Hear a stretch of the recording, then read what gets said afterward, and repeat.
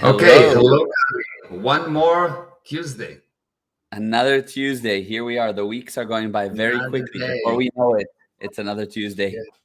Yes, yes, another day, another Tuesday. Yes, yes. Why is it that weeks go by quickly or time flies, by the way? Production. If you produce, you have a lot of time. You actually so havingness has to do with the action. If you act, you will see that you will be able to have. So you will have more time to do things. You'll be busy. You'll have busyness, but you'll have time. So if you don't act, you won't have time and you will not have business. You will Mhm. never give something important to do to someone that is not busy because someone that have time because he's doing nothing. Yeah. So the more you do, the more you have. The same applies to energy. People think that they don't have energy because of some weird reasons, but the only reason is they don't do. Hmm. So if you want energy, all you have to do is to do. Yeah. Yes, And then true. you'll I've have. I've seen that. So energy, havingness is the result of doingness, not magic, not special energy drinks, and not all of this nonsense. Yeah, So it's true. not the So energy drink that give you the energy. yeah. So when a day goes by super quick and you're like, whoa, the day's over, is that a good thing or a bad thing? It's excellent. It means you've done things. You know, if you're in jail and you do nothing, the time do not move. True, true. So if you produce, time goes by fast. Now, if you produce noise but not actual results, what you will have is the time will go by fast, but you will feel that you did nothing, that nothing has Yeah. been produced. You will know. So a productive person that produces noise knows that he produces noise. And there is a whole subject of how to handle noise in life or in the business world. And once you learn how to handle noise, you'll see that you become extremely productive, like Yes. total results. Right. It's such a great subject. We did a live a while ago. It's on our YouTube of how to handle Mhm. noise, which was great. I think we did two about that. And Yeah. you recommended there a whole course on the subject as well. So Yes. Yeah. yeah. We need to do a whole course on the subject of noise. Yes. Yeah. Yeah. I think The next course that I'm actually going to do is yeah. I don't think that I even told you, but I may told you. I'm going to explain how the body work, like what Mm. causes the heart to beat. How does it actually work? Why do you get sick? Why do you get tired? What's the story of the body? Amazing. Yeah. Amazing. So That's that's something great. that I we will love that. start very, yeah, that's something that will start very soon. In like two, Ooh. 3 weeks. That's my next plan. Whoa. Okay. I love that. That's gonna be Yes, great. I love it too. Yeah. So Amazing. let's say The hi to subject. everyone. Yes, and then Let's we'll get into today's subject. But I was gonna say, let's say hi as well. So we have Facebook user said hi. Avi I think Budara that's sends. Ellie. Oh, Ellie. Okay, great. Hi, Ellie. And Avi Budara says sends love and music. So hi, Avi. And Janet says wahoo. And Natasha says hi from the Goosens. And wow, wow, wow. So hello. And Punam. Hello, dear mayor, sir. Hello, brother Gal. Hi, Punam. And Anna says hello from Cape Town. And Ronel, hello from Dallas. Hello Wow. to you both. And Vishal says great and very appropriate subject. Thank you. Very Yes, and hello from interesting. the UK, Vishal. Yes, yes, from the UK, exactly. And Janet oh, from Jack, LA. yeah, Jackson Murphy. I miss you, man. He is also probably in LA right now and enjoy the coffee. And we have Harold that says hello, and Facebook user looking forward to the new course. Yes, and Anita, and hi from Anastasia, and hi from Barbara, and Gerard, and Stella, and yes, Margaret. Wow, we have a lot of people. This is great. Great to have you all Okay, on. great. Okay, good. And So, just say if you're on Facebook and we don't see your name, whoever wrote again, again, again. Yeah. It's someone that saw the video. So you can change that setting by going to chat.restream.io/FB. It's on the screen right now. And then we'll see your name. And then Tommy Hey, says Tony. hello from the mountains in Vermont. Wow, I'm Well, nice to jealous. see you. Yeah. Okay. All right. So today's subject is how to handle conflict.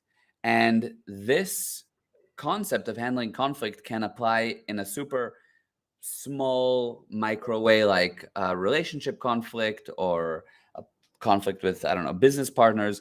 And then in a big way, a macro way, which would be with the globe, a global conflict, right? I think Yes. that these principles, because it's truth, it applies to anything.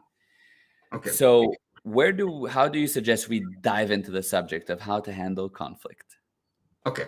So conflict can happen between two people or two organizations, but organizations really don't have conflict.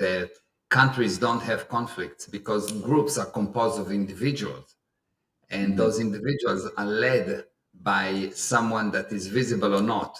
So conflict are always personal. That's the first thing to know. Interesting. And Always between people, not always groups. between people, not groups. There's no conflict between Israel and the Arab world. No, there's specific people that promote the conflict, that make sure that it will stay alive. Otherwise, if you let people just live, they will live with generally no problem. Right. Yeah, that makes sense. Hmm. Yeah. Hmm. So conflict happens first of all between people. Now, when you have a conflict, it means that the relationship, the situation between two people got to a point where there are disagreements. Right. So you get married and you love your wife and everything is okay, and then you don't disagree with something she's doing, or she disagree with the perfection in man. Go figure. Yeah. 100%, of course. Exactly. So, so you have a disagreement. Right. And what happens when you have a disagreement, uh, you have the tendency of showing them why they disagree incorrectly and why you are right and why they are wrong. And the Yeah. basic, simple, almost stupid thing that people don't know is that if you want agreement, you need to create more agreement, not disagreement.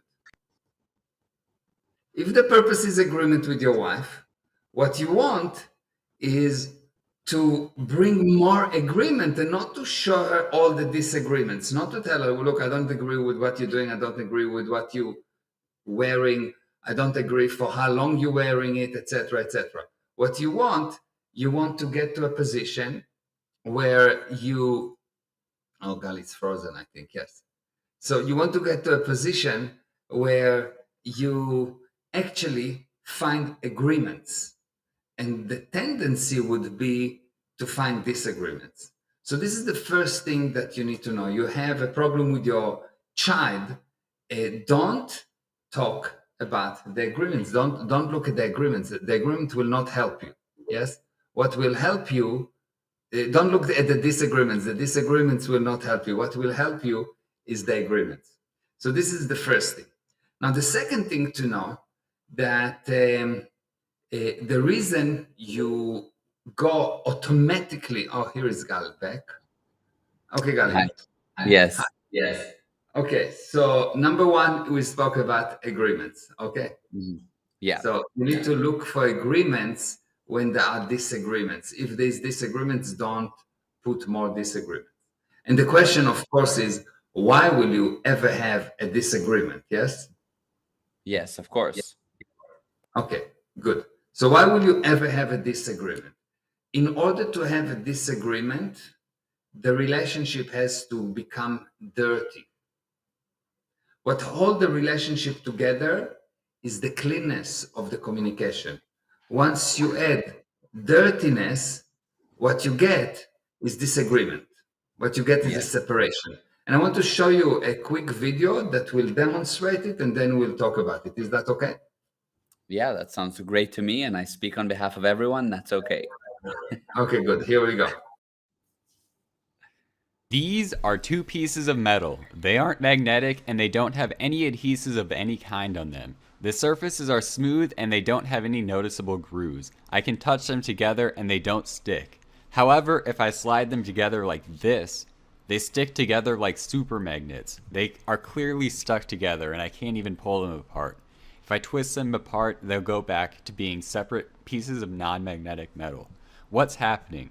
Well, these are actually gauge blocks, which are blocks of smooth metal that are precisely manufactured to be certain lengths so machinists can calibrate their machines and measurement tools. The extremely smooth surfaces are why they stick together. Properly run gauge blocks can hold 75 foot-pounds of force before coming apart, and this actually is useful so machinists can combine gauge blocks of different lengths to essentially make more gauge blocks of many more lengths than they already have. They generally use the biggest ones they have so they can achieve the desired length without the small tolerances adding up.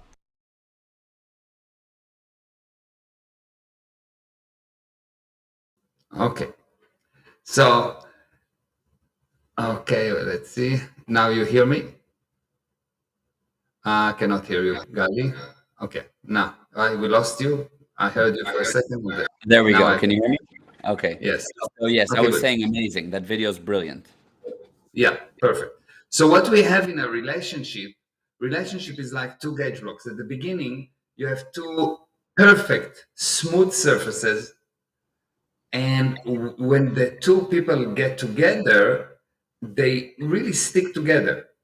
Hmm. And now, if you put any kind of dust, any kind of dirt particles, those gauge blocks will not stick together. The people will not stick together and they will start to blame. Now, what are those things that are, what is this dust? What is it composed of? The dust is composed of things that you feel you cannot tell the other person, things Hmm. that you're hiding, things Yeah. that you do that you wouldn't want someone else to do to you. Hmm.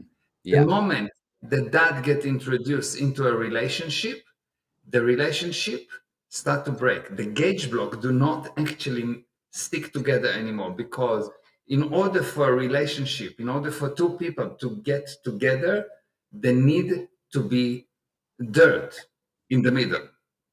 Now, the fascinating thing is most of the time the dirt is not created by you or by the other person. It's Interesting. created by, yeah, it's Yeah. created by a snake, a relationship snake that go and put the venom in between you and separate the gauge block. And this is a whole big subject of the relationship snake and how it works. But what you need to know is that it is usually do not get created by you, but it's still your responsibility to clean the gauge block. How do you clean the gauge block? You look for agreements. You Yeah. look for agreements, not disagreements. Yeah, I see. So when you find more and more agreements, it acts as a healing kind of process for whatever is causing, obviously, the disagreements or Cleaning. what's causing the dirt. It's actually cleaning. So you can Yeah. say that in a relationship, disagreement is dirt, Hmm. and agreement is cleanness. Yeah. Yeah. So And what? and it's not important what you agreed upon. The more it's the number of agreements, not the quality of the agreements, that make the relationship. Yes. And now I think I'm sure I know the answer, but the question is, can the agreements be found one-sided? In other words, can one person look at their wife and agree with what she's doing? Do you get what I mean? Yeah. So first of all, if you're married and you want to stay alive, you have to. Yes. That's good. You better. You have no choice, in fact. Exactly. Exactly. But the truth is that's while it takes two people to um, to create a problem, or at least two people to create a problem, it takes only one to fix any problem. Mm-hmm. Yeah. Why? If this is a problem, two sides pushing against each other, yes, this is a problem. Mhm. I want that, you don't want.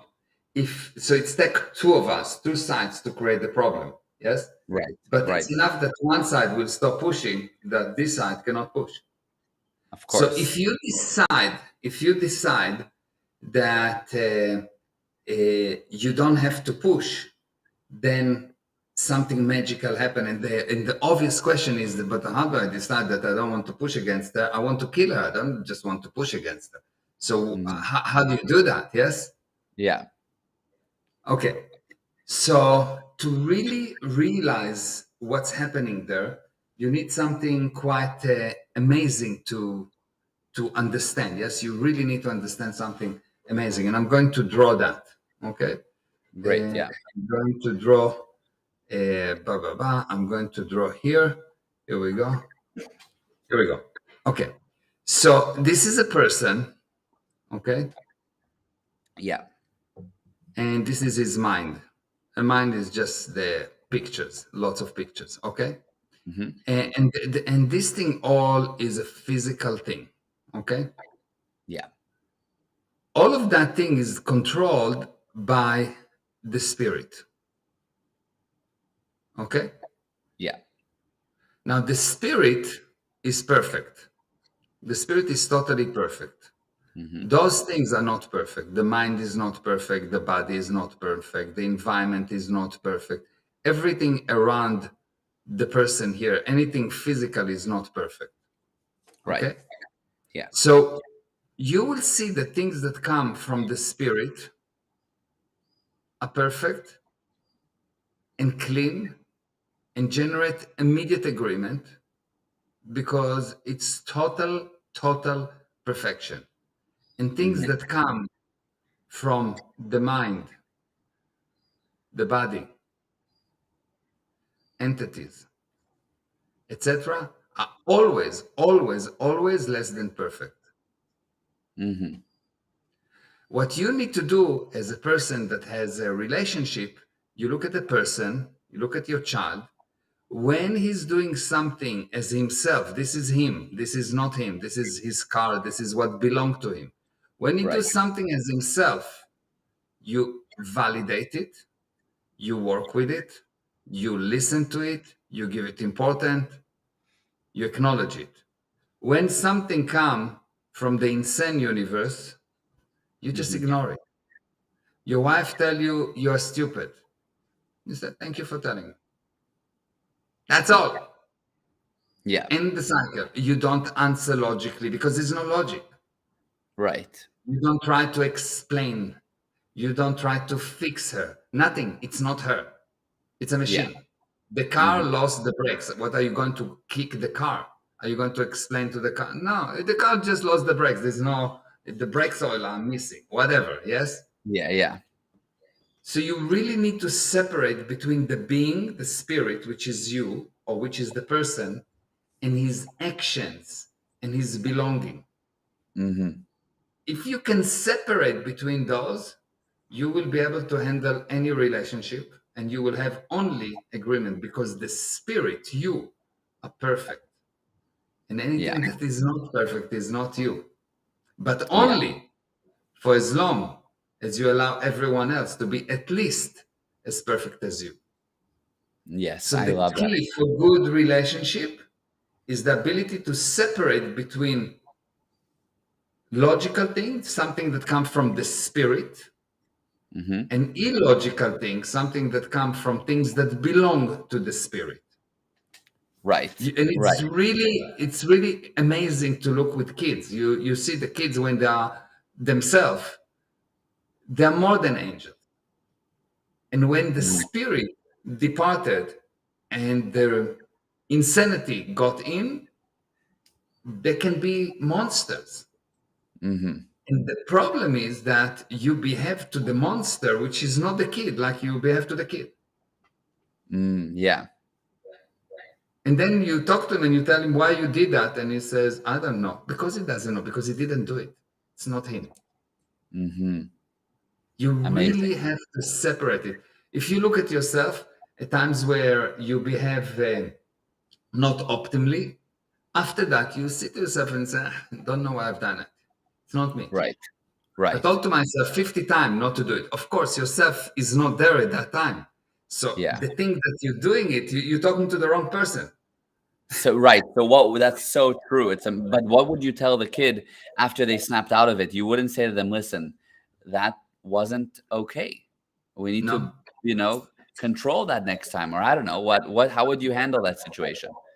you tell the kids, there's you're perfect, and there's some Mm. actions that belong to you that happens. There's some you have a mind, you have other things that connected to you that you're not fully aware of them maybe yet, but they cause the body to react in a weird way, and it caused the body to say, not you, cause the body to say some things, and you need to really understand that it's happening, and you need to become more and more aware of it, and by that you will get control over it.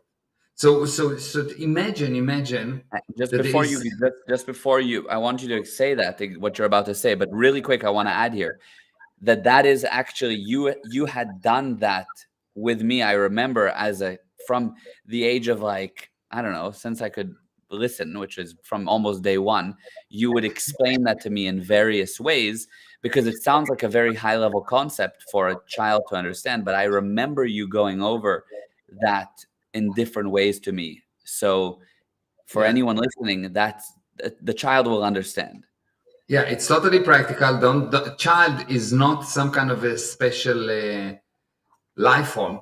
It's a person Mhm. with a small body. The spirit, Right. same spirit. The understanding is the same understanding. They play differently, they show differently because their body is small, but they know, the child Mhm. know. So Yeah. what you have something like that. Imagine there's one person here, okay, and this person have another person here that telling him that at some points can actually control his body and get his body to say things. Okay, so you Yeah. have two people. So the first person is totally wonderful. This is the spirit, and whatever it's saying, whatever it's doing is beautiful. But then there's another person that tell him what to say and actually control his mouth. He's Mhm. controlling his mouth, yes? And Yeah. telling him what to do. Or actually, even a better way to explain it is imagine that there's a doll here, which is your body. Okay, there's a doll, and the Yeah. doll have a mouth and eyes and whatever, and Mhm. there is it can be controlled. It can be connected to through a network, to or through the internet, or through some kind of a connection to the spirit, Yeah. and then it says and do amazing beautiful thing like the spirit is. And then it can also be controlled sometimes at moment when you are tired, when you didn't eat, when you got married. It also can get connected to the devil, yes, and the devil makes it say and do terrible things. Mhm. Now you from the outside look at that, you're the father. If you will, there is now a show, the devil goes on, and the devil got disconnected now. So the devil got disconnected, he is not talking anymore, okay? And now, when Uh-huh. everything is okay, you will go to the spirit and say, look what you've done, look what you've done, look what you've done. So the spirit will think, what I'm doing is wrong. So the good thing that the spirit usually do, it will change it Yeah. into bad. So the more you make the spirit wrong, the worse the behavior, the worse the spirit become. So you can Right. say that while you fix machines by finding what's wrong with them, spirits you fix by finding what's right with them. Mhm. You never find, you never handle disagreements. Never, never, never. You put agreements there. You don't. You don't. Um, intensify the disagreement. You intensify the agreements.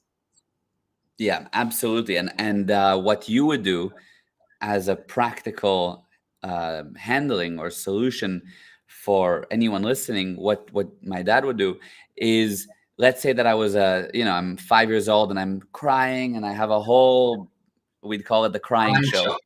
Yeah, exactly, a crying show. And so you would just basically direct me to my room and you'd say, look, it's your body and it's your room. You can do whatever you want in your room. If you want to cry, you want to do whatever you want, go and like have fun doing it. And when Yeah. you're ready to come be with us, come on out and be with us. And so I'd go to the room, and then eventually I'd like, okay, you kind of jump out of it. And then I'd come out and everything would be totally back It to never normal, happened. like the love. It never happened. And Yeah. that was the solution. And by the way, it's not like that happened that many times, like once, twice, 3, 4 times that happened. And then I kind of, as a child, you kind of stop doing that. You realize what's going, it doesn't work. It's not right. It's not, it doesn't have any, it just disappears. And the same applied to an adult. If the adult come and your husband go crazy, and he's crazy now. He is the devil. He is crazy. Mm. And at that time, you just listen. It's just words. The words have no meaning. He says you're stupid. Okay, it's just a word. Take your hand and say stupid here 50 times. It has no power. It has the same energy as like love. Love, stupid, same power. Yes, nonsense. Mhm. So they say you're stupid, and you say thank you. Amazing. Wow. Well done for saying it. I understand. And you just acknowledge him. It's like, I heard you. A machine is talking. The machine is making noise. The generator outside making noise. You don't go to argue with the generator. You just, okay, fine, there's noise now until the generator will end. Until we will bypass the load shedding will finish. Now the generator will finish and there's no more noise. Okay, this is really Yeah. the attitude towards an angry person. So now it's finished. When it's finished, you go to the spirit and you find what we agree about. And we agree this, we agree this, we agree this, we agree this. Not what we didn't agree and we need new agreement. No, what we agree about. I agree that you're beautiful. I agree that you're smart. I agree that you're amazing. I agree, I agree, I agree, I agree. And the person himself will say, what was that? Mm-hmm. Why Yeah. did I behave like? And he will separate you, helping to separate between himself and the devil, himself and his mind, himself and the generator outside. And the lie that everyone operate on is that if I will not show you what's wrong, you will not know. Believe me, anyone that do something wrong, even a baby, when he's doing something wrong, he knows it's wrong without anyone telling him. No one needs another person to tell him that he's wrong. When you do something wrong, automatically you know that it's wrong. True. Just check for yourself. When you do something wrong, you know it's wrong. You don't need someone else to tell you. Yeah, it's amazing because everyone can see in themselves, yeah, when I do something wrong, I know it's wrong. But when anyone else does something wrong, your biggest impulse is to highlight it for them. And Yeah. it's so unnecessary. It's a must. It's like you have to because you're good. Look, I'm good. I want to help him. Yeah. But you just destroy him. Mm-hmm. The way to fix a person is by finding what's right with him, not what's wrong with him. And this is the biggest rule or truth for relationship and for life, because the only way to fix people or to improve people or to get the maximum out of people or to maximize the goodness of men is to find what's right about men. It goes even to the conflict between Russia and the US. So there's a big conflict, blah, blah, blah, and Russia want to take blah, blah, blah. And way Right. before that, the US says everything that's wrong with Russia, and Russia says everything that's wrong with the US, and they're both right, but dead. Mm-hmm. Do you understand? Right. Right. How right they are? Dead right. True. Yes. It's that whole concept of insisting on being right is when you're the most wrong. when you wrap your head around that and see that playing out, it's actually so fascinating. It changes everything. You insist to be right, and that's when you're the most wrong. It's like, yeah. yeah. If Now, you feel like I know I'm right, if you feel like I know I'm right, well, probably you are wrong. Because what is total rightness? Total rightness is the ability to see all the right and to be all the right and all the good at will. So generally, I would say that total rightness or that wrongness would be something like that. This is let me just do that more nice, just because I can. Okay, so this is you can take away my image, by the way, in case you want to use the whole screen. It's fine. So this is right. This is everything. This is all the people in the world. There's 7 billion people in the world. So when you are right, you have one viewpoint. Yes, I'm right. Which means there's 7,999,000,000 people that are wrong to one degree or another. Yeah. But what will be a true rightness? A true rightness will be that you see all the viewpoint. And when you have all the possibilities, when you are on this, how did this pill called that this guy become very smart? Do you remember the movie? NZT in the movie Limitless with NTZ, Bradley NTZ, Cooper. yes. NZT, yeah. NZT. So when you end on NZT, you see all the possibilities. You are not locked on one thing. Why he's so smart in the movie? Because he has 70 billion possibilities. He has all the viewpoints. He's not locked in one. How stupid you are as stupid as your viewpoints are limited. This is a very stupid person. Mm-hmm. This is a bit less stupid, bit less stupid, bit less stupid. And what is God? The allness of all. God is the allness of all. It's all. God is all the viewpoints. The allness of all. The creator. Mm-hmm. This is what actually, if we want to talk about right and wrong, is the ultimate right will be creation, which means nothing to something, total possibility. Yeah. Nothing Amazing. to something without continuation. It will be more correct to define nothing to something without continuation. Yeah, brilliant. I love that. That's amazing. Wow. Okay. So we've covered, of course, conflict between spouses or in a relationship or with kids, or even in a, it applies in a big way to Russia and the US. Now, what happens, and of course it applies to anything, but now let's say you have a situation with in business and it's conflict, full on an argument about a subject, like similar to a relationship. Now, so what's happening? Yeah, go on. What's happening in business? You have a target. You want something. Mm-hmm. It's not love. In love, you are together for no reason at all. In business, you are there for the kill. Yeah. You want something. Yes. Mm-hmm. You have something that you want. It means I want something. Okay. And I'm willing to share my blanket with you, but I want my share of the blanket. Mm-hmm. Yes. It's not how it goes with children. It's not how it goes between nations. It's not how it should go between husband and wife. It's totally different than love. Yes. Now in business, when you are in a game, you totally at the same principle. You need to make sure that the relationship are clean, that the connection is clean. Yeah. And if you'll keep it clean all the time, and you will not compromise day one, when the first small lie has been introduced, you will not tolerate it. Mm-hmm. Mm-hmm. And that's applied to everyone. Yes. If you will not tolerate the first small lie, you will not tolerate later on the big lies. Yeah. You will not be controlled by the big lies. You know, the Holocaust did not started with burning Jews. Right. It started with small lies, with the idea that there is different kind of races that are at different levels. It's nonsense. It's like the body telling me who I am. If I have a white body or Jewish body, and even worse than white, black, it is like if I'm black and I believe in this religion, I'm better or worse than if I'm black and I believe in that religion. Yeah. Like the Right. religion, It's like like your ideas. your thoughts are, it's not even a It's visible.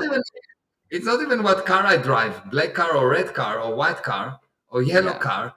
It is, do the driver inside the car believe in Jesus or in Moses? Hmm. Right. It's Yes. insane, of course.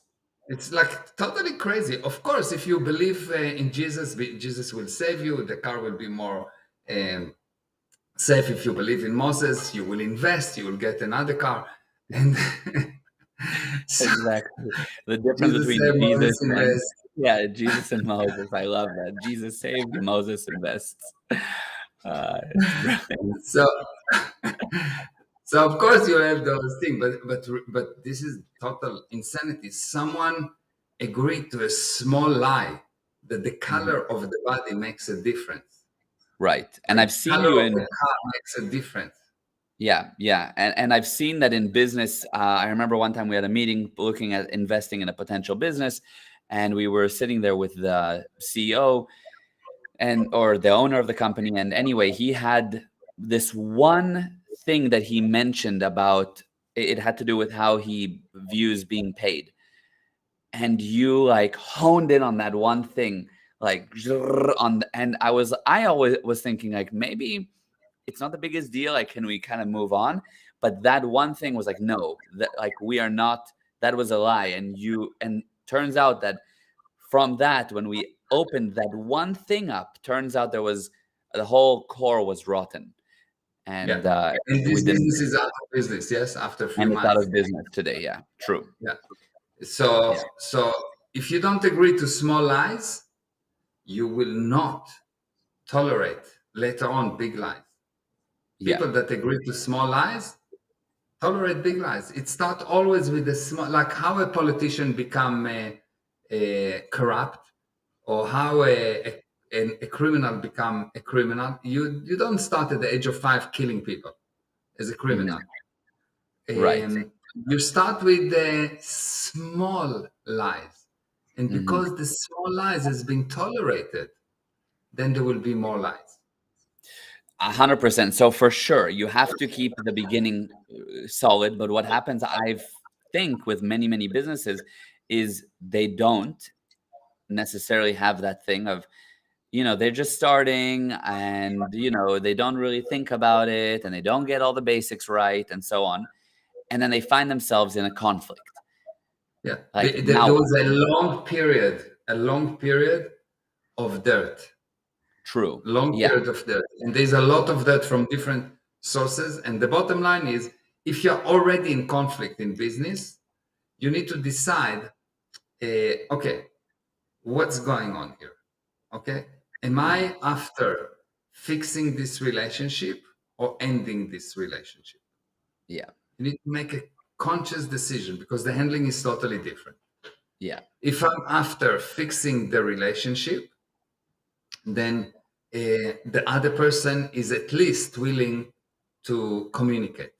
You can get them to communicate. So you'll communicate with them, agreements, and things will become good. But if you are willing to fix and the other person is really dirty, what does it mean dirty? He's done so many things against you and against other people that any help he sees as betrayal, any communication he sees as lies. He mhm, is sure that the other person is totally criminal. right, Well, in that kind of person requires a different handling. He can be handled. They can be mhm, handled, but there need to be some kind of a communication line with you. And if yeah, there's no such kind of communication line, then you say, okay, fine. What we do, we will make sure that we putting ethics on both sides. So you come and you say, well, this is what's fair, and we are willing to do that. And you keep on giving the command. This is what's fair, and we are willing to do that. This is what's yeah, fair, and we are willing to do that, and nothing else. This is what's fair, and we are willing to do that. And you repeat the command, and the magic will happen that he will get it. The only mistake that you can do is that because he changed, you change. yes, true. I've seen that. And what about compromise. When does compromise come in at any point? Not a problem. They always compromise. I'm not against compromise, but compromise everyone losing. I actually Okay, prefer, yeah. instead of compromising, to find expansion, to find something that everyone agree to, because compromise means I lose and you lose. It's okay. It's fine. If someone wants to compromise, if he wants to lose, be my guest. I will not go for a compromise. I will find what's actually bring the biggest benefit for both of us. Right. Yeah. The idea of let's go for a compromise from the beginning is just a total reverse target. When I go into negotiation, I'm not looking, let's get in, I'm willing to compromise.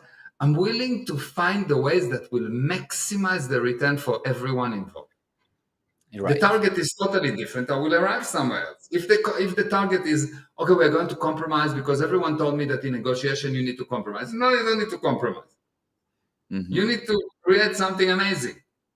Yeah. So you need to be smart, creative, and come up with something where it's win-win. Everyone, yeah, everyone win, and never agree to something that will destroy the win. People that are dead, people that are lying, people that have a lot of dirt in their relationship will not be able to see how you can take a bad situation and to turn it into an amazing situation by by maximizing the result. So they will go to a compromise. What does it mean, compromise? I already agree that I've lost. Now I just want to limit my loss. What is that? It's useless. Dead people. Yeah, amazing. So I will not go for compromise because as a target, it's incorrect. Yeah. The idea is like, don't go to compromise. I'm not going for compromise. I'm not going for habits. I'm not going for experience. I'm not going for all these things that everyone robotically going to. Because what does it mean, habit? Is another compromise. Well, because I'm useless, I will put a machine that will do it for me. My habit. Basically, a habit says, look, because I'm useless, I'll put a machine that will tell me what to do. So I have a habit. It's not me. Yeah. Or experience, because I don't know, because I'm not the spirit. I don't know. So I will look at my experience to tell me what to do. This is all total nonsense. Yeah. And I like that you said it's just the wrong target and that people do go for, because how you operate, from what I've seen firsthand and just from what you talk about in the courses, is this is how it should be. This is where you should go. I get that everybody likes that target, but it's not leading most people towards success. This is. So sorry to break it to you, but this is the right direction. Yeah. Yeah. Yeah, it's amazing. Yeah. Yeah. Very amazing. All right. So today was amazing. And I'm so glad we got to cover all the topics. I was hoping we would get through to business, relationships, a little bit about global, and we did it all, which was awesome. And I just want to read a couple of other things. I'm not going to read everything, but there was basically a lot of, this is amazing, helpful for every situation. Thank you for this. I needed this. Super powerful. Yeah, there was amazing. The highlight of my day, these live streams, the highlight of my week. Wow, amazing. Wow. Yeah, Wow. very, very amazing. So thank you for everybody that tuned in. And what the person that was saying the highlight of my day was talking about, what the full thing she said was, soul coffee is the highlight of my day, and these live streams are the highlight of my week. So yes. basically, I just want to say something really quick about soul coffee, and maybe you can put the link up. But what is awesome about these discussions is we can take a subject and look at it from countless angles over 45 minutes or whatever. But the soul coffee is taking a subject and giving you about this one point about it, like a tonic that's a potion that's super condensed and is like, wow, like a coffee that you drink. And it's soul coffee. It was a nickname that actually my wife's cousin came up with. and it just gives you this like wow booster about one subject. So and you get it every single day. So if you love these lives and you wish you could get a dose of it a day, get the Soul Coffee. It's $19 a month. It's like 70 cents a day. And it's definitely less than you spend on your actual coffee. And Yeah. and it's very, very powerful. So you can go to gprosperity.com/drink soul coffee and check it out. Yeah. And one more thing I think about relationships that we need to cover in the next, maybe in the next one, it's relationship to money. People have a special relationship with money. Mm-hmm. And it's usually a very bad relationship. Conflict. Conflict. Yeah. Yes. That's interesting. Your relationship with money. Yes. So that's Okay. another Tuesday that we can do. I think it can be Let's do amazing. it And next week. then, yeah, maybe next week. And then someone spoke about the plan B. For me, there's never plan B. If you go for plan B, you already decided that you failed. Why people do plan B is because they think that they're useless to create on the spot. Mm-hmm. You don't need plan B. You need plan A, and plan A will work. Why? Because I say so. Mm-hmm. Amazing. Well, that's actually another great topic. Should you have a plan B? Should you have a plan B? Yes. Yeah. Yes, that's another story. Yes. That's cool. Okay, so next Tuesday will be, and we might change the following one, but for sure next Tuesday will be your relationship with money. I think that's brilliant. Yeah. And then either the following one will be plan B, or we'll come up with something depending on current Or we'll come events. up with plan B. Or we'll come up with a plan B. That's so ironic. We're either going to do plan B live stream, or we'll come up with a plan B, something else. I love it. Okay, this was great. Thank you so much to everyone that tuned in. And thank please you. share this if you enjoyed it. And thank you, Abele. I love you. I love you, Baba. Mwah. Mwah. Mwah. Bye. I love you. Bye. Bye, guys.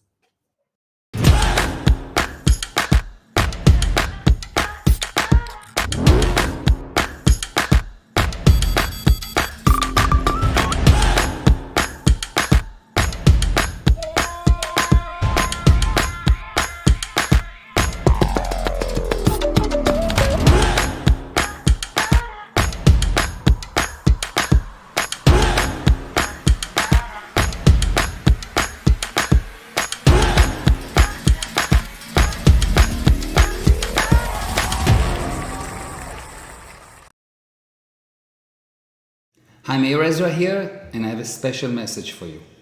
I understand, and I don't suggest anyone should do anything illegal.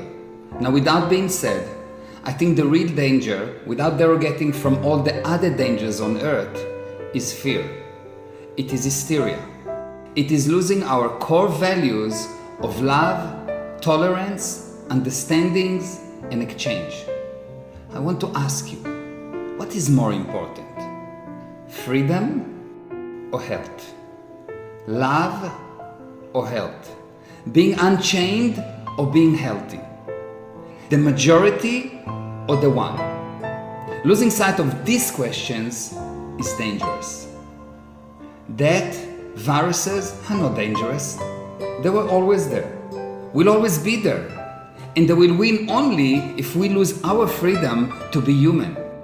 Only if we happily agree to give up our urge to be free, to do, to dare, to expand despite the danger, and to never agree to being caged and controlled and made to be afraid for any reason. I'm willing to die for my country and for my freedom and for the greatest good to the greatest number of people or things. And that willingness to look into the eyes of fear and raise above it, regardless of the price, is what makes me human. And that's what carried human to now. That willingness made human overcome all the challenges in the past. Have a look. Have a look at all those life forms that are not with us any longer. They have one thing in common. They decided they cannot handle a real or imagined enemy, a danger, and so they retreated to their extinction. It is not the enemy that killed them, but their fear, the unwillingness to confront danger. They hid. Are you going to hide or are you going to fight? Now, fighting does not mean being reckless. It means facing the danger. It means continuing to progress despite all invitations to do otherwise. It means continuing to keep human values above all. It means never giving up what makes you human. Fear, hysteria, cowardness is not what makes human human. Courage, love, ideas, life and death is what makes human human. If you are not willing to fight for what is right, you are not living. And what is right never includes fear. Right never includes running away. Right never includes hiding. And for sure, right never includes losing your freedom. Your immediate life is not as important as your freedom, as your values.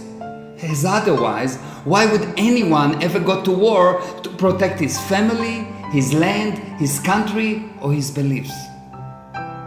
You cannot be afraid and free. Fear is an unwillingness to communicate, so it is almost always true that what you are afraid of does not exist. So my suggestion for you, my friend, is ignore all invitations to be afraid, as those are never true. Welcome invitations to communicate and act. All improvements are the result of progressing against all odds. Expand, never retract. Communicate, never hide. And be so certain that the virus shivers when it looks at you. With love, from me to you. Meir Ezra, thank you for listening.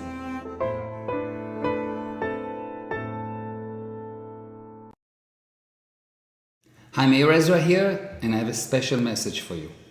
I understand, and I don't suggest anyone should do anything illegal. Now, without being said, I think the real danger, without derogating from all the other dangers on earth, is fear. It is hysteria. It is losing our core values of love, tolerance, understandings, and exchange. I want to ask you, what is more important? Freedom or health? Love or health? Being unchained or being healthy? The majority or the one? Losing sight of these questions is dangerous. That viruses are not dangerous. They were always there. Will always be there. And they will win only if we lose our freedom to be human. Only if we happily agree to give up our urge to be free, to do, to dare, to expand despite the danger, and to never agree to being caged and controlled and made to be afraid for any reason. I'm willing to die for my country and for my freedom and for the greatest good to the greatest number of people or things.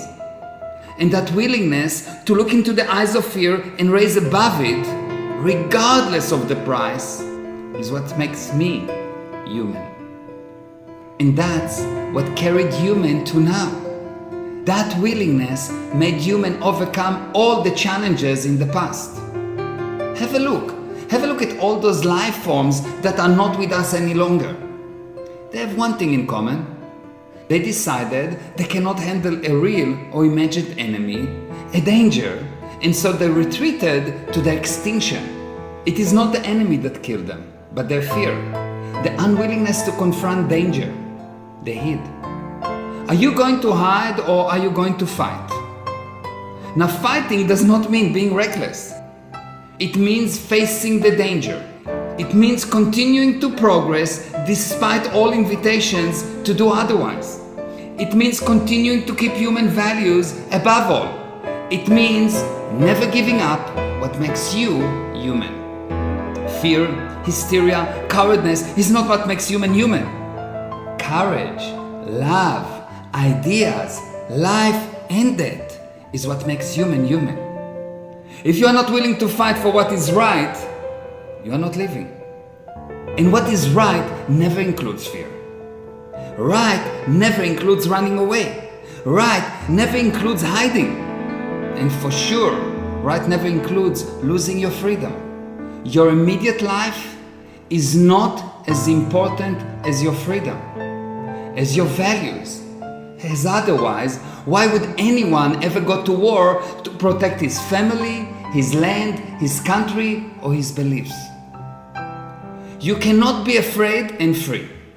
Fear is an unwillingness to communicate, so it is almost always true that what you are afraid of does not exist.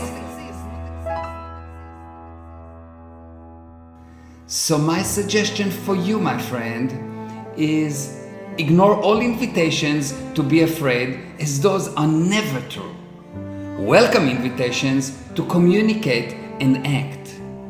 All improvements are the result of progressing against all odds. Expand, never retract. Communicate, never hide. And be so certain that the virus shivers when it looks at you. With love, from me to you. Meir Ezra, thank you for listening.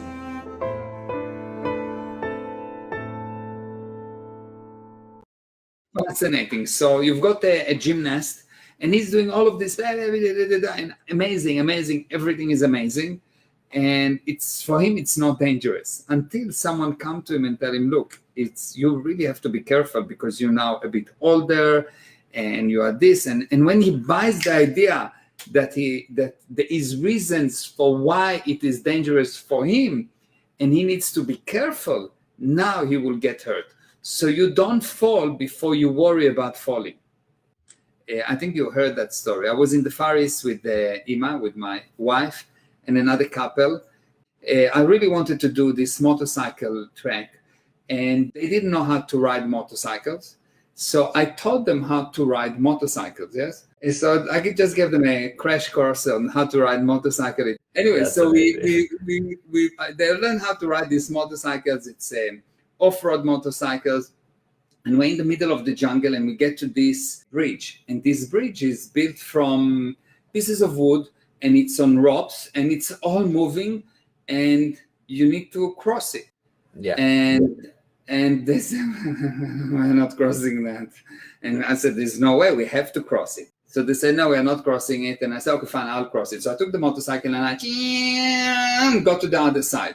Now, when I came back, I walked back to take the next motorcycle. I actually had time to look what's going on and the condition of that bridge and so on. And I was like, whoa, this is really dangerous.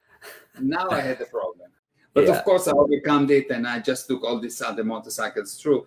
But before I considered that there is a problem, it was not dangerous. Yeah. In the army, I can tell you from the Israeli army, when someone goes out to a mission, we know that if one of the guys is worried about something happening to him, he's not going out with us because he's going to die. You find only what you're looking for. Right. You find only what you're looking for. So if someone calls you on the idea that it's dangerous, it will become dangerous and you will make it dangerous and you will get hurt. That's the mechanism. Yeah, absolutely. And I think it's not, you can have kids that are playing by a lake and there's all kinds of dangerous things in the lake but they don't know and nothing ever happens to them. Yeah. But then it applies also, like you gave an example, a gymnast who's older now, or it can even be, it can be in business. Somebody, when they first start their business, everything's good. They start making money and somebody tells them, hey, look, now that you're making money, you got to be careful. And then there's problems. Yeah.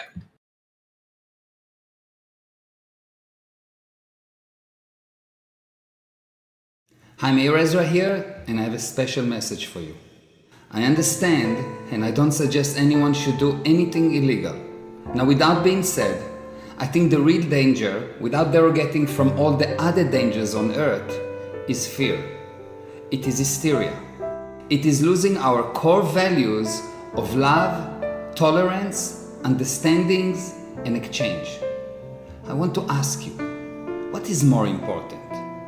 Freedom or health? Love or health? Being unchained or being healthy? The majority or the one?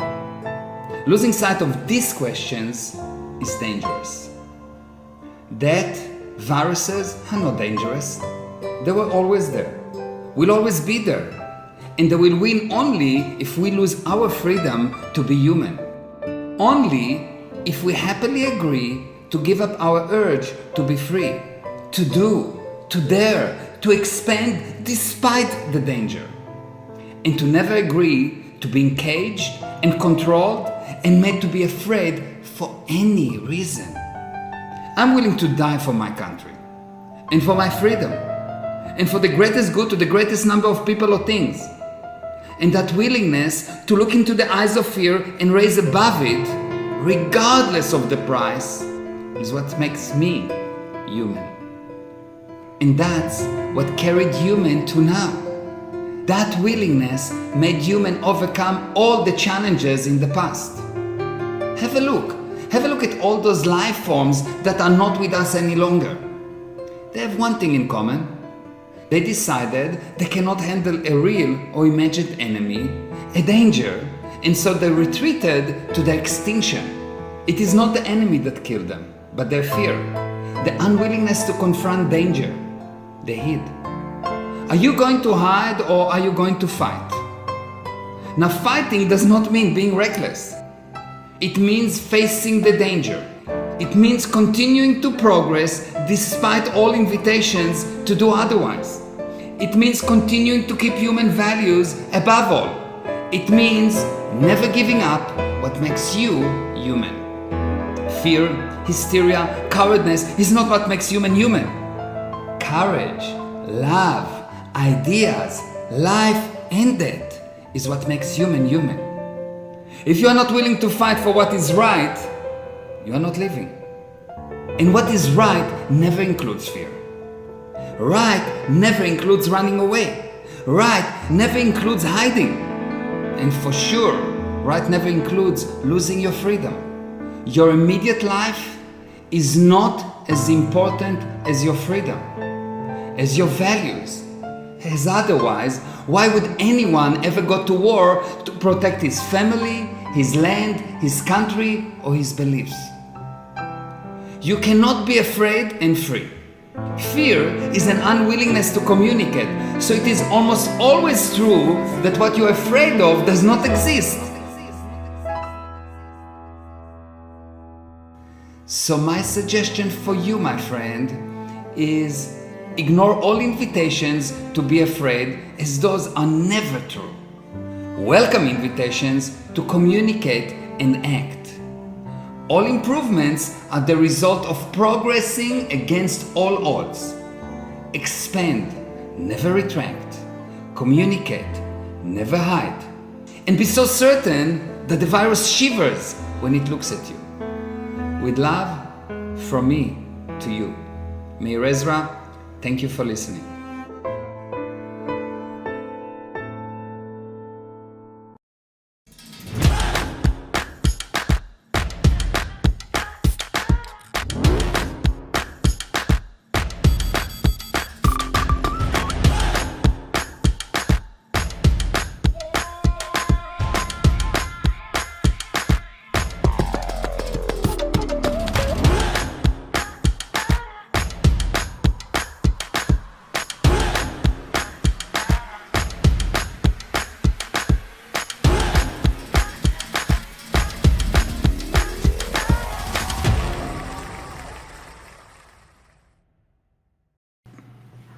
Okay, hello. Hi, Gali. Hi, everyone. Guys, we're very excited to finally be doing this live. We've been wanting to do it for a while. It's too long. Too.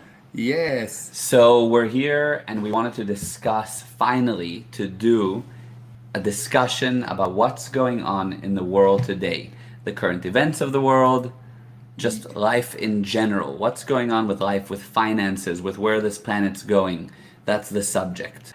Okay, so without further ado, the subject is current events, the finance situation in the world today, where this planet is headed in that respect? Nowhere. Nowhere. Okay, good. So the situation is quite simple. If you actually look at the problem is simple. Make things complex to people, but they're simple. Okay. You have a situation where all the governments print money, and all the people reduce their production. Yes. And so you've got more and more. It's much like a business. Think about a business that spend money, take loans, and spend money, and actually don't produce anything. What will happen to the business? It will go bankrupt. Yeah, of course. That's what happened. We're going to go towards a bankruptcy on a global basis, and the question, of course, would be, what will happen? What will be the handling? Yeah, what will you do? And also, how is it different? Like, everybody thinks 2008, worse than 2008, or how do you compare it? Yeah, the order of magnitude is worse because when you had the financial meltdown, there was one country that spent more than it makes in one area or in more than one area, and that affected the global situation, and it took back the whole global situation by 5 years, 10 years, and there was a recovery sooner or later. Yeah. Sometimes it took 5 years, sometimes 10, 20 years. It happened with the dot-com bubble. It happened with the real estate bubble. It happened before quite a few times, but it was always local. Yes.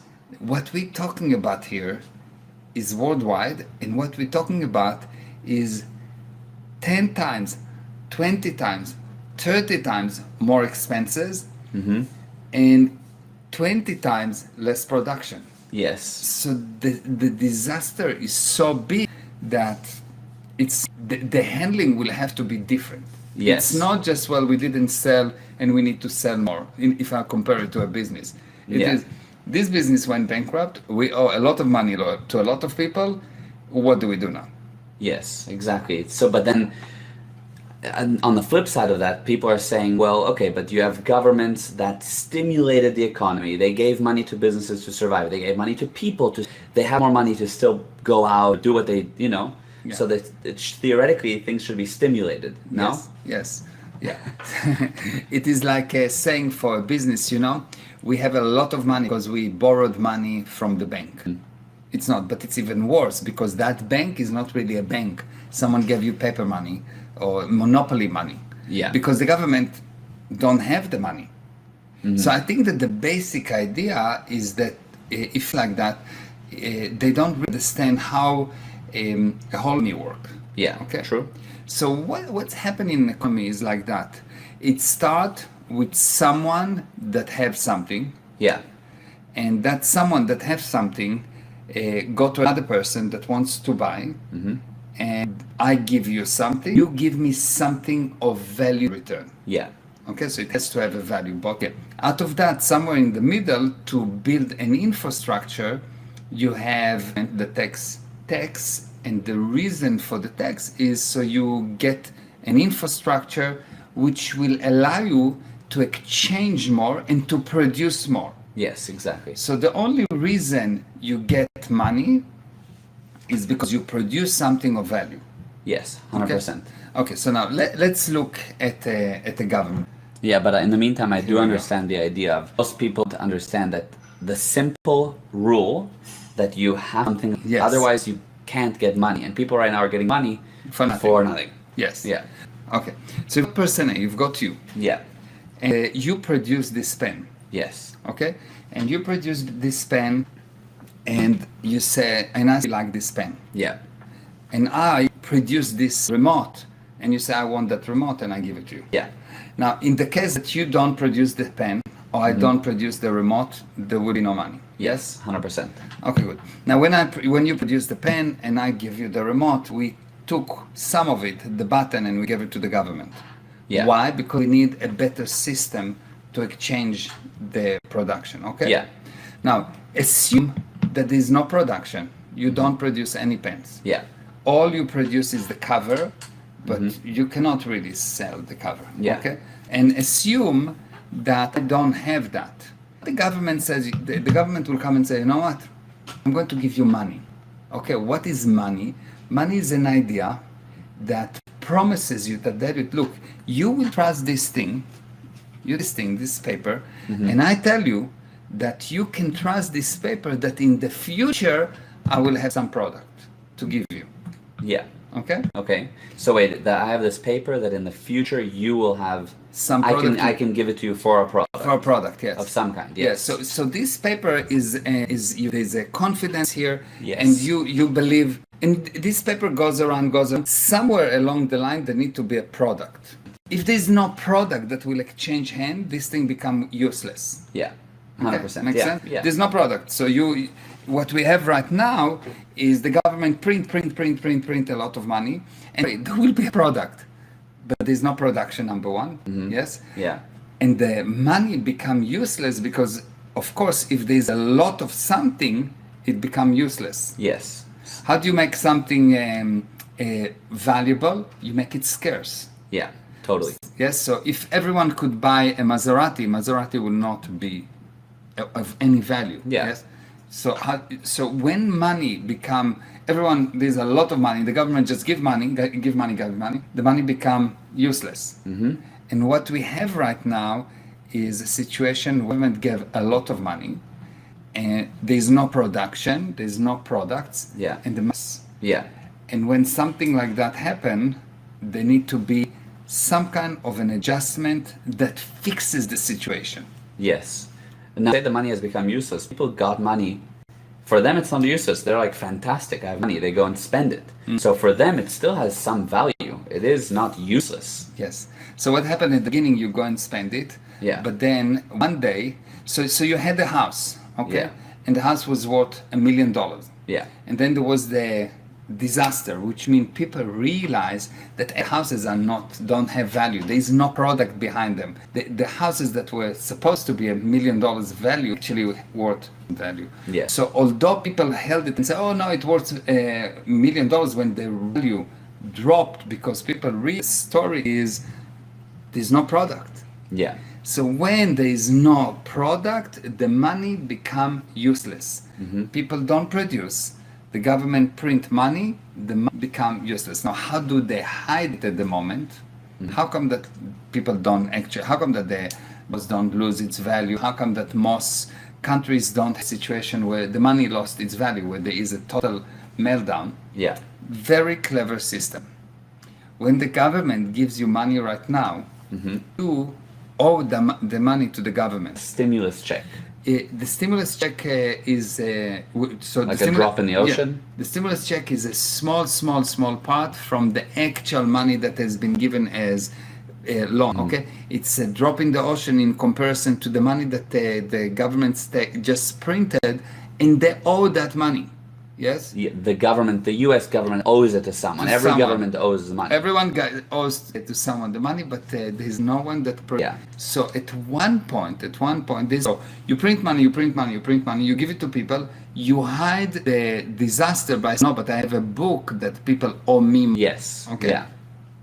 And it was true if you could collect, but most of the money that has been given to businesses, in the U.S. at least and other places, no one going to collect it.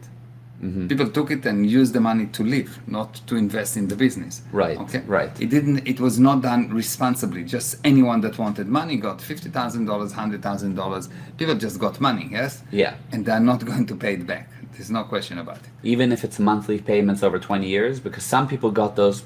Yeah, even if it's monthly payment over 20 years, because I gave you $100,000, you spend it life on whatever, not on building the business. Yeah. Now you don't have a business because the lockdown continue and the insanity continue and the production dropped. Where would you get the money from?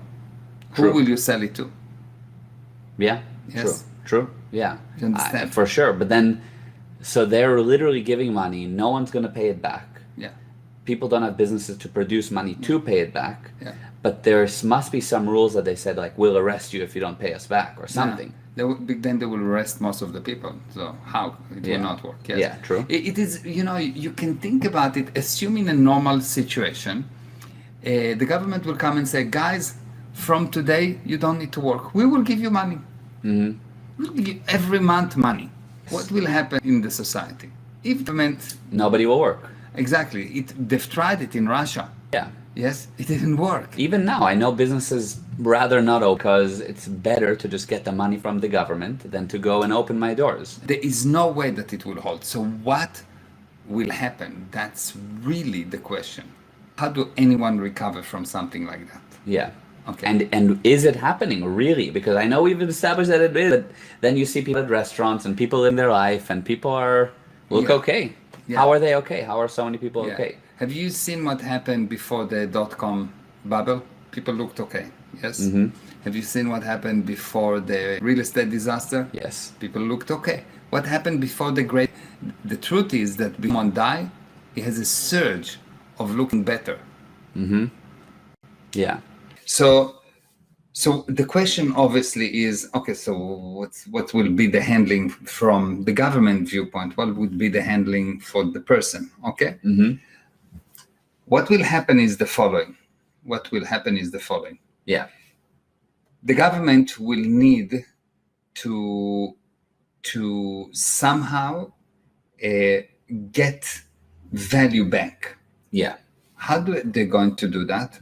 Assume that you own a house, Yeah. okay, and you have a mortgage, Yeah. and the house is worth $1 million, and the mortgage is 900. So Yeah. you've got 100,000 in it. Yes. In one day, they will come to you and say, okay, you need to pay it now. And you say, but I don't have 900. Yeah. And they will say, don't worry. You know what? Don't worry. We will take our house. We will own it. The government will own it. So the government now got $1 million worth of real value. Yeah. You will lose the 100,000. You can live in the house. You will pay us for living in the house. But since you are not trusted to pay your debts from now on, you will not have the rights to own anything. Yeah. Because we cannot trust you. Anything that you will buy on credit, you cannot own anything, or maybe you cannot own anything. Depends on how crazy they will go. Yes. So why this thing will be a handling? It is because the government now gets a lot of value. You now work for the government, and we got Russia. Yes. This is really amazing. Now, no one like you think no, but it's not happening. I've seen it happening. It's happened before. It's not the first time that it happened that the bank come and say, okay, you need to pay everything right now, and if not, we're taking it. It happened not long ago. It happened in the US. It happened in Israel. It happened in different places.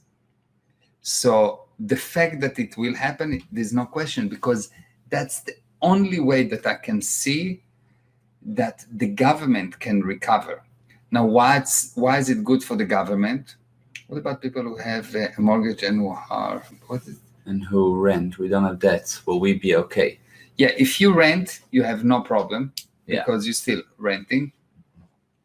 But if you have a mortgage, if you have a car that you owe money on, if you owe money to the credit card, if you owe money, you're controlled. If you owe money to someone, you are controlled. That's the basic principle. Yeah. The new upper scale people will be those people that by the time of this crisis will not owe any money to anyone and will have some reserves. So the thing is, everybody owes money. That's the plan. 99% of people owe money. That's the plan. And on top of that, I mean, generally debt is good. I would say debt in terms of for creating more income. Like I own a investment property, so I took out some debt. It can be good, but you're saying in these times debt is not good. Yeah. But everybody has debt. That's exactly. It was planned like that. Actually, the best is not to create debt. The best is to create so much money that you don't need debt. Yeah. But Yes. I mean, a lot of wealthy people use debt to create more growth, real estate, things like a lot of major properties were bought with debt. And it's all set up in such a way that when the time will come, all of these people worked for the government. And the only people that will survive is those or that will not fall into the machine, that will not go into the matrix, you may say, is those people that have their own energy. Yeah, that don't owe money.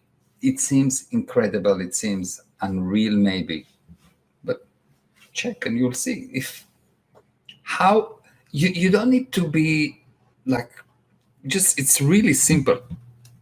The government print money. You don't produce. At one point, someone will come to you and say, "Hey, what's going on?" And if the debt is too big, what are you going to do? There need to be some kind of rethinking, of redesign of the system. And that redesign is what's going to happen.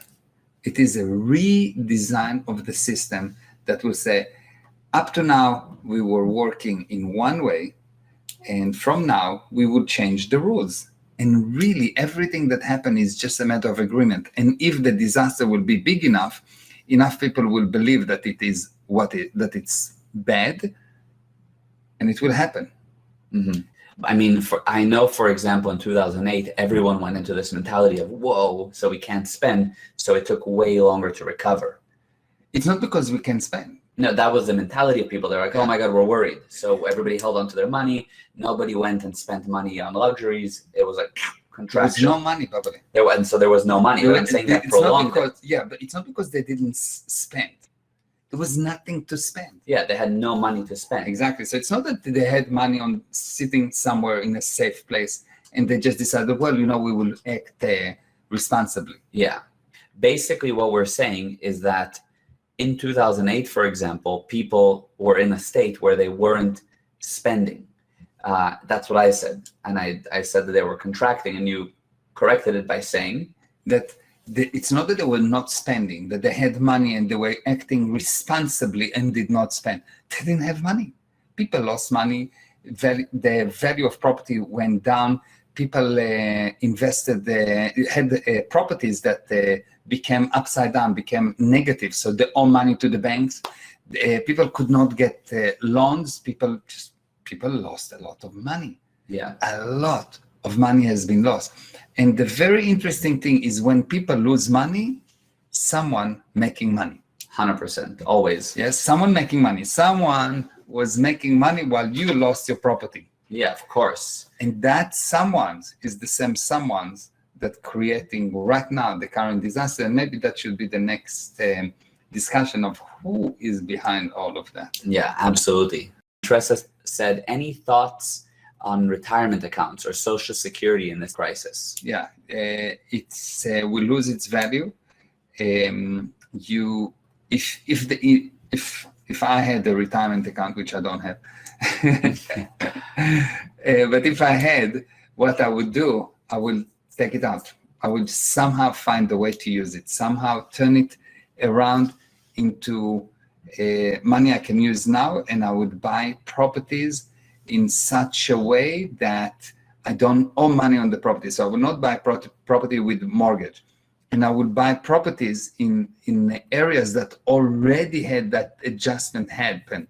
So for example, in South Africa, the real estate market went down by at least 40%. It will go down even more, but not as much. And because people already in South Africa feel the disaster, there is a kind of rehearsal to what happened around the globe. So people already don't have money. There's a lot of stress. Properties under distress.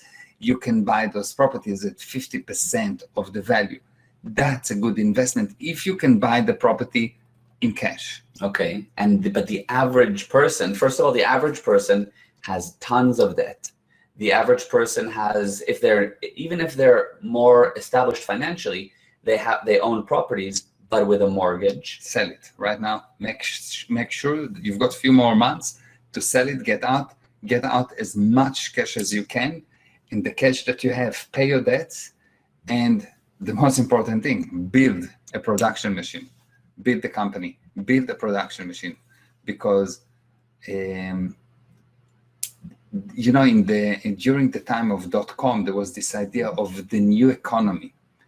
And the basic idea was that there is something that can come from nothing. So a company that has no income, but had lots of users or potential users, decided that it's worth $1 billion, and everyone say, yeah, it's worth $1 billion because it has a beautiful PowerPoint presentation. Mm-hmm. Yes, that's what they had. Beautiful PowerPoint presentation, and they spend a lot of money on development, but no income. And everyone got the idea that there's a new economy, and with the .com, with the internet, somehow the plus and minus will not work anymore. So because the whole economy, all you have to know is plus and minus. You don't even need to know multiply or divide. Like, it's so simple, plus and minus. You either make more than you spend, or you make less than you spend. That's it. Yeah. And they spend more than they made. And when you sit in those presentations and say, but look, you're spending much more money than you make, how it will work? They said, well, that's the new economy. They just came up with these words or this name of the new economy.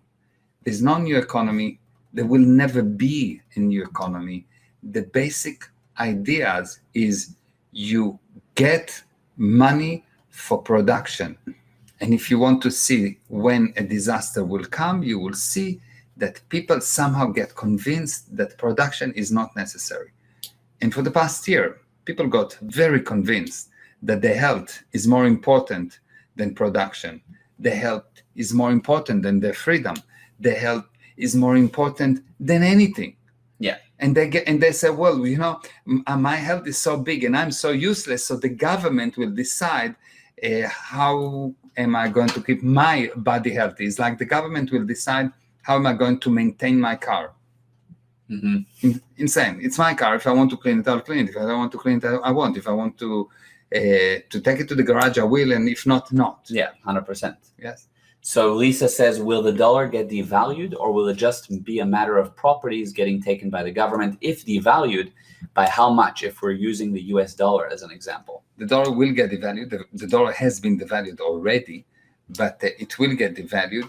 And all the currencies in the world will get devalued, or what I estimate, but I don't want to get anyone crazy, that there will be a new kind of dollar. So there will be a new kind of currency, and every dollar will be worth 10 cents.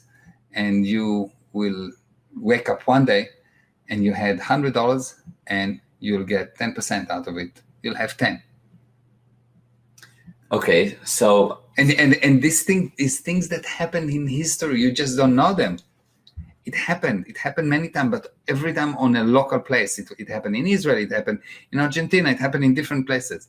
But it will happen again because there's no other way to recover. Mm-hmm.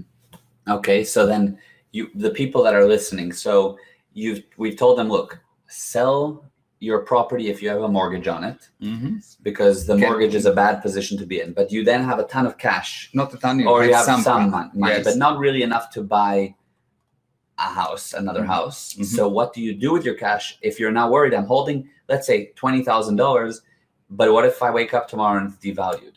Yeah, what you do is you get into groups of people and you buy together a house. Okay. You do buying groups. I'm running many buying groups like that in South Africa. I do those things, but I'm not trying to promote for you what I'm doing. This is not the point. That's why I'm not talking about what exactly I'm doing.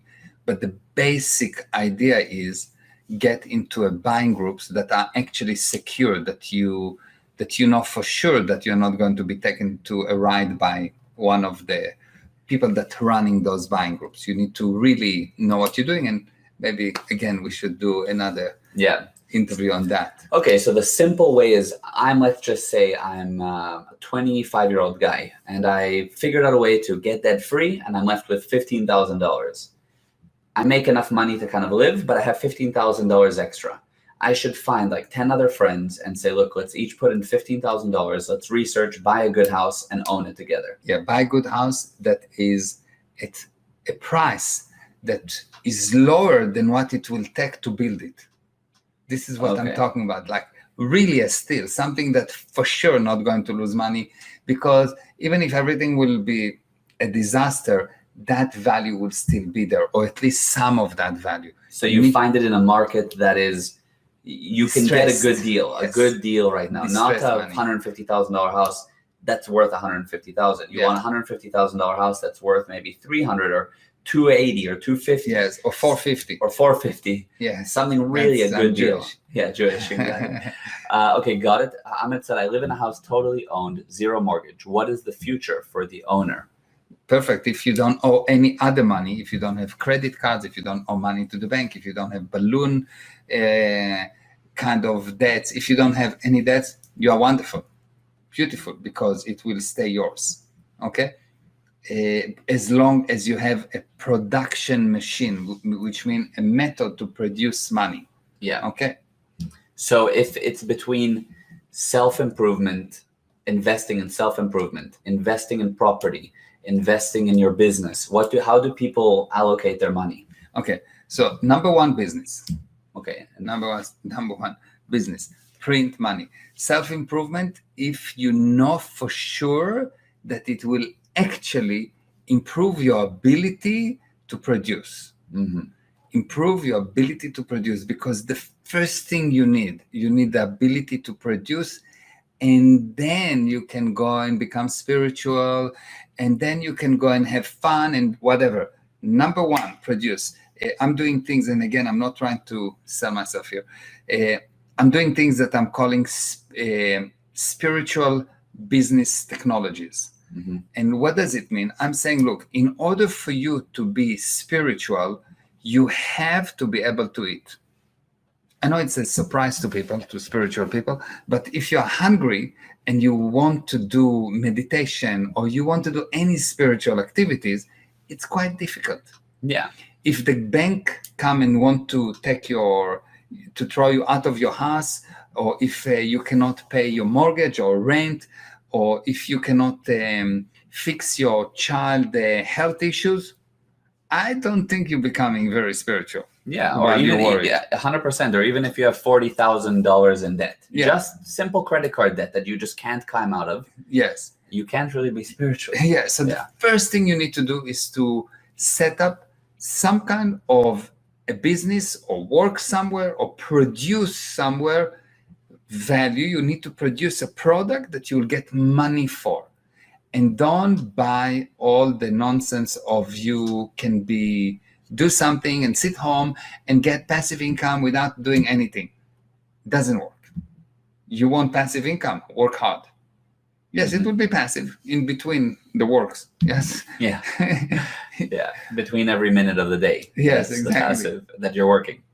So yes, fine. So you need to be able to work hard. You need to be able to produce income. What if you are not an entrepreneur type? You're working for someone. Same thing. Become more productive. Okay. Take your job and take it to a new level. Produce more than expected. Wow your managers. Make yourself so valuable that no one will ever think about moving you, or that they can manage without you, that you become so important to the business that without you asking for a raise, you just think about it and you'll get more money. Mm-hmm. Mm-hmm. Yes, got you. Okay, so then fine. And then just to answer another question here, then first of all, that answers it, I think. And if anyone is an employee and wants to know more, of course, ask more about that. But Lisa said, are you talking about Bitcoin? So let's, for a second, what about Bitcoin, cryptocurrency? Cryptocurrency, no value behind them. No value behind them. Where's the product? True, but similar to money. No value behind money either. No. What's the difference? The difference with money is that the government print it, and the product is the infrastructure. There's an infrastructure. Yes. Okay. Money has created infrastructure. So what's the problem with the Bitcoin? Bitcoin will go up, and it will crash. And you will hear about the people that making money at the up, but you never hear about the people that that lose the money at the crash. Yeah, true. Yes, of course. So, because if there is a situation that people make money, other people will lose, because where is it coming from? I bought a Bitcoin at $1, and now it is $50,000. Where is it coming from? What's the exchange? What's the value? Where is it coming from? Mm-hmm. Where does money come from?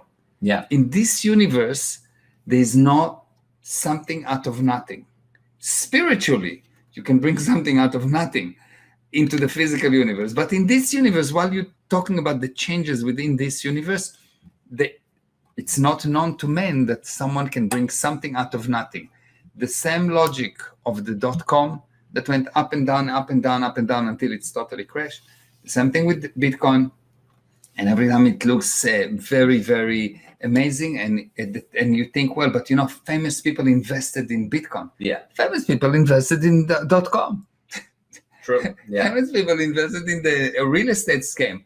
The fact that big names invest in something do not change the basic laws of this universe. This universe don't know how to create something out of nothing. If there's no value behind something, it will crash. Yes, so I see. But is there no way that a bunch of people say, look, there is value in it? Not the problem. You can do that, and it can go for quite a while. Yeah. So and then it will crash. Okay. So like think about any big, think about any Ponzi scheme. People say there is value in it, and then it crash. Yeah. Think about Enron. Yes. Mm-hmm. For years, tens of years, people said there is value in it, and it crashed. Yeah. Think about .com. It didn't happen over a year or 2 years. For years, people said a new economy. They justify it in different way, and it crashed. Yes. So it will crash. There is not something out of nothing. Totally. Yeah. I mean, and it has crashed before. So the only way, if you want to play with Bitcoin, you play with it to maybe lose it, or maybe should you play with it? No, you should play with that as a game and understand that take your value and go out and be smart about it. And it's just a kind of going to Vegas. You can go to Vegas and make money in blackjack or whatever you play in Vegas, and it's beautiful. Not a problem. You can, but just know that if you start with $100, don't lose the $100. Yes. Yeah, exactly. And people become very, very stingy or greedy, and they want to get more and more and more, and somehow they're losing because everyone eventually lose in Vegas, other than me. Yeah. Yeah. Okay, good. And then Lisa said, what will the devaluing of the dollar do to our everyday lives? Shopping for food, clothes, etc. There will be a total reset of the way that people live their life. So really what you need to think about is take Russia together with some kind of very, very democratic country in Europe, and put it together, or very socialistic country in Europe, and put it together where everything is controlled by the government, everything is supplied by the government, and you can spend because the government pays you, but as long as you do exactly what the governments tell you. And they will decide which product get produced. They will decide which companies will produce what product. They will decide what the conversation is. They will decide what you're allowed to think. They will decide everything. Because if you don't think like the common narrative in Russia or in communist Russia, then you simply don't get food. It's very simple. And it's an unbelievable way of life, and people live like that in Russia. It's just going to be with the volume up, because people went down in terms of their spiritual condition, and people today are anything but logical. Most people agree to things that that 50 years ago no one would agree to. The robbing of freedom, the fear of a disease, that is part of life. If you don't die, you don't live. Yes. So you want to live, you need to know it's part of life. I know it sounds like weird, but people don't know it. Yeah. And they try to prevent that. It's like insane. You're going to die, and if sorry, go ahead. Yeah, you're going to die, and if you don't understand that, you will be afraid. So you live, but you don't alive. It's like to live in fear, you don't live. Yeah. Because life is actually the ability to communicate. You are as alive as you can communicate. And when you see that people agree not to communicate by mask, by social distancing, which is an oxymoron, by all kind of, by being afraid. Afraid is, the word fear mean the unwillingness or the prevention of communication. It's not life. It's not life. It's not even that. It's worse. It's being a zombie. It's being a machine. Yeah. And I was going to say, like, people, you said people need to know that death is part of life. And all of a sudden people are scared of death. But the thing is, even on a more simple level, getting sick or viruses, forget about dying, but just it's normal to get sick. Yeah, it's good. Like, you don't prevent it. Just, it happens. It's part of living. It's like you improve and you do things, blah blah blah. But generally, if you look at that, if everyone is, I think that one of the best thing to understand it is like that. Israel has a very strong military, okay, and in the second Lebanon war, and I'm not talking about politics, right, wrong, nothing like that. In the second Lebanon war, Israel had like, think about it, an F-16 fighting against an ant and an ant winning. Yes, the other side practically win. How did they win? Because Israel decided that their ideal picture of an army is no one dying in the army. No one dying in a war. They wanted a war that the soldier will not die. So instead of going and attacking and obviously killing people, killing soldiers, our own soldiers. It happens in war. It happened in war. Mm-hmm. They decided, no, we will not do that. We can do that by the Air Force. We will just bomb the other side. And no, it doesn't work. If as an ideal, if your ideal is incorrect, that if your ideal is an army that no one die, that's not an ideal for an army. It's not an ideal for a war. An ideal for a war is an army that's willing to die and bring a change of mind on the other side. That's the ideal for an army. And when the ideal become insane, is because the people that defining the ideal has gone mad long time ago. And what you have right now with COVID is an ideal in the mind of people that people should not die, should not catch a disease. Nonsense. Total nonsense. Yeah, it's just a part of life. It's just part of life. Like, why did I go to why are you willing to go and die for your country? If you love your country, you're willing to die for your country? Because that's part of the game. We're going to, if we have something that we believe in, and we're going to fight for the country, and if I die, I die. And not a problem. I heard, by the way, that after you die, they give you a free body. You don't need even to pay for it. So it's not important if there's some kind of financial disaster. It's actually okay. Still going to get the body, yes? Yeah, exactly. Yeah. So it's really insane to try to prevent that. It's okay to improve, to prolong life. It's okay. Be healthy. Be healthy. It's okay to do what you can do, but not at the cost of not being in communication. So you're not alive. Not at the cost of being afraid. It's not at the cost of being afraid. Yeah. If you need to live in fear, it's better for you not to live. Seriously. 100%. Yeah. Let's see what was... Mayor, your son talked about yield farming, smart contracts. Tony, I didn't totally understand your question. If you're still on, please resend that. Avery said, is there somewhere we can go to see the sources of government or banks taking our properties if we owe money? Also, what about Sweden that never closed their businesses? Will the same thing happen to them? Thank you. Yeah, so first of all, let's start from the end. It will happen worldwide. Even if the one country did not close the businesses, it will happen worldwide because the economy is a worldwide economy. With the advent of the internet and communication lines and flying and so on, the world become one place. Okay? Yeah, Sweden's businesses were still really affected, yes, even though they were operational. How many businesses couldn't actually operate? Yeah, and okay. So there's that. Yeah, so that's number one. So it's a worldwide actual pandemic, but a financial pandemic. The COVID is not a pandemic. Yeah. Yes. Why do I say that COVID is not a pandemic? Because in a pandemic, you need 10% of the population to die before it becomes a pandemic. 8 billion people, 10% will be how much? 800 million. 800 million. We're not in the area code. So Yeah. this is not pandemic. And actually, the total number of people that die last year is more or less the same or less than what happened the year before and before and before. So this is not pandemic. This is nonsense. What was the second part Is of the there question? somewhere we can go to see the sources of government? Oh, yes.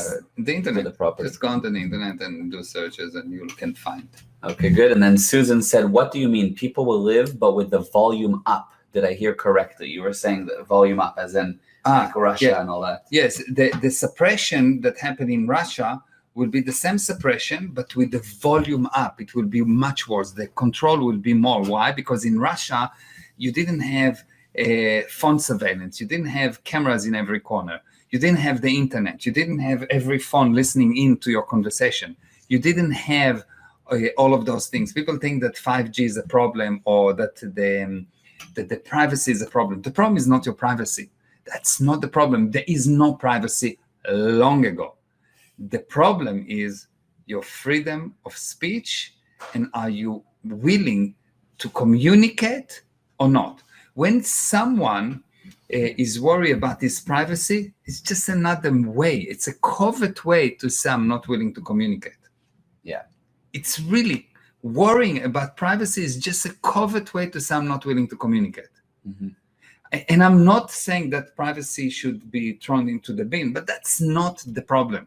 There are many bigger problems. And the biggest problem is, are you willing to communicate or are you afraid?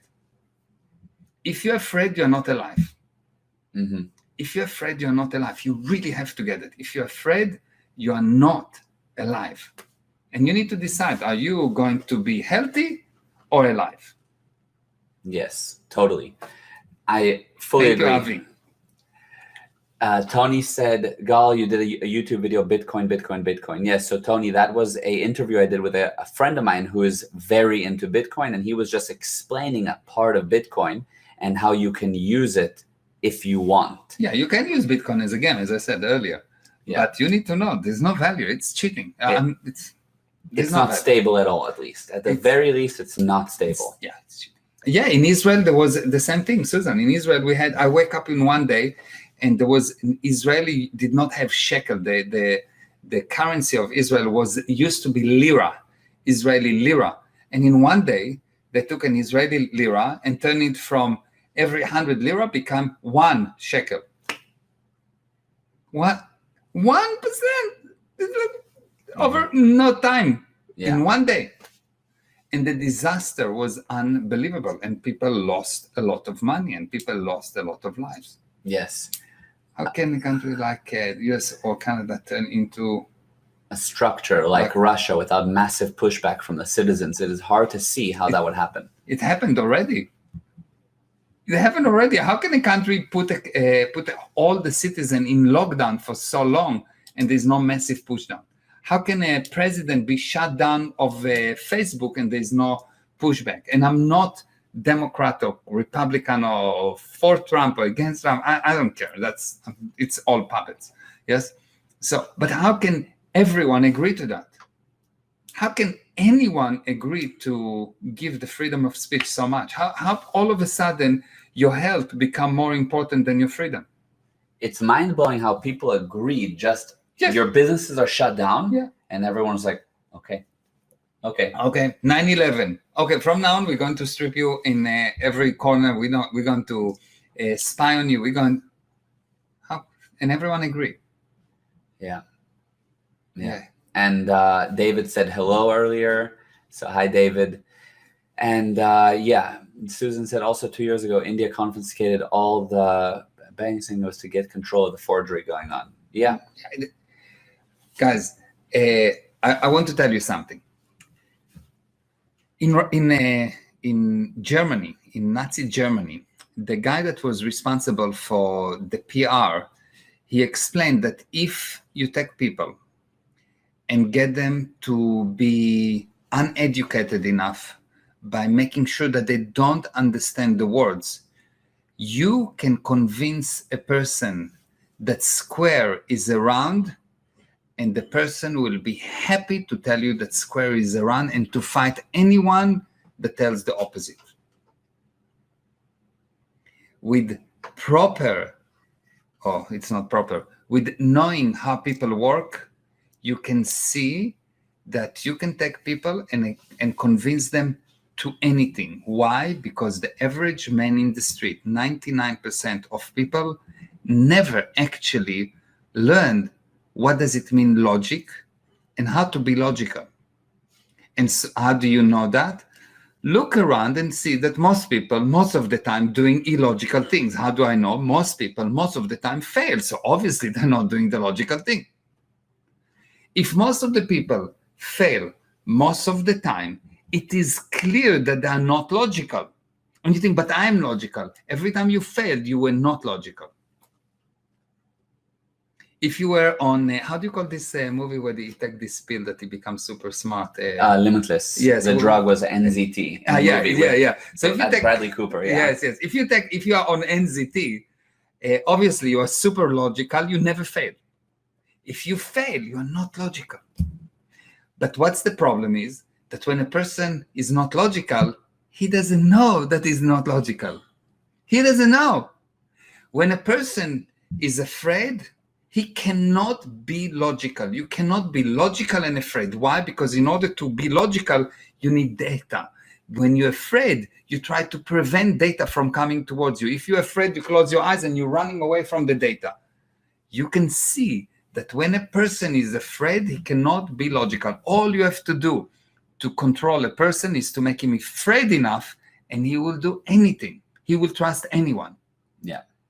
And that's what's happening. And the problem is that people think, no, but I am logical.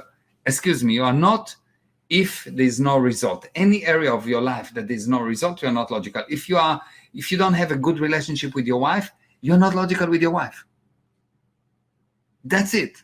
Why? Because if you were logical, you would have good relationship with your wife. Yes? If you are not successful in your business, you are not logical on the way you're running your business. If you are not, if you don't have a good, healthy body, you're not logical in regards to your handling of the body. Mm-hmm. And not being logical, to take a whole society and make them illogical, meaning not able to evaluate and to say, hey, this is not okay. All you have to do is to make them afraid enough. If you go 150, 200 years ago, where the word of a person was his bond, when a person had pride, when a person had, when people were trusted, that you would see that those people were not afraid. If they needed, they took out the sword and they fought. The biggest crime was to be afraid, to be a coward. The biggest crime was to be a coward. Today, the biggest crime is to be brave. Today, what admired is the person that is fearful, the person that is no one, the person that tried to hide. That submits to the rules. Yeah, that submit to the rule. Follows protocol. Yeah. Yeah. It's a totally different viewpoint. And you can see that the society that is afraid is a gone society. Yeah, 100%.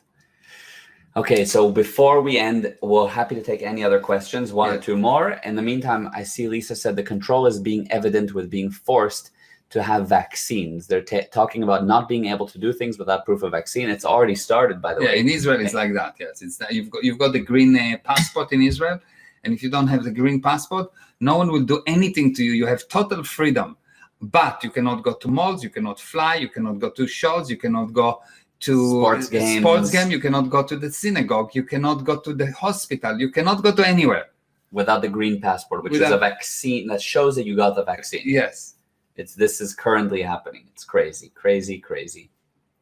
And the problem is not if the vaccine is bad for you or not, and the vaccine do some. That's not the problem. You submitted to control. Yeah. You are my puppet. Now I'm telling you sit, and you sit, and if not, we'll find a way to control you. And that started by you agree that something is dangerous. The problem is not if the vaccine is good or bad. That's the problem. Is not that you are being just totally controlled. That's not the problem. The problem is that you agreed, or the majority agreed, because they're afraid. Which means you deal with dead people. You deal with the machine. You deal with machine that have stimulus response mechanism. I'll tell you do, and if not, we'll make sure that you will submit. How? We'll make you into a Pavlov dog. Pavlov's dog with the bell. Yeah. Yes. Yeah. With the bell, yeah. Yeah. Amazing. Okay. Okay. So I think that was very good. Thank you.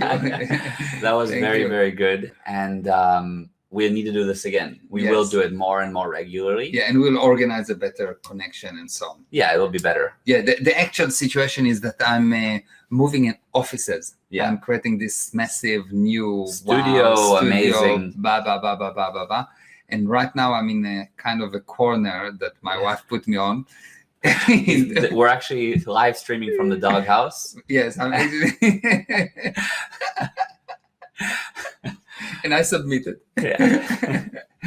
So we don't have the ideal condition, but we obviously make things go right. That's what we do. To start, this is a great start, and it'll be amazing. We'll continue. And what you can learn from that is quantity is always better than quality. Yeah. Just do something, even if it's not perfect yet. Exactly. Yeah, absolutely. This was great. Thanks so much for everyone that tuned in. There were a lot of you. Thank you, Gadi. Thank you. It was very beautiful fun. and fun. To be continued. Yes, and thank you everyone for joining and commenting and asking questions and being so wonderful. That was great. Okay, are you ready for these things that I like to put at the end, this nice music? I'm ready. Are you ready? Okay, here we go.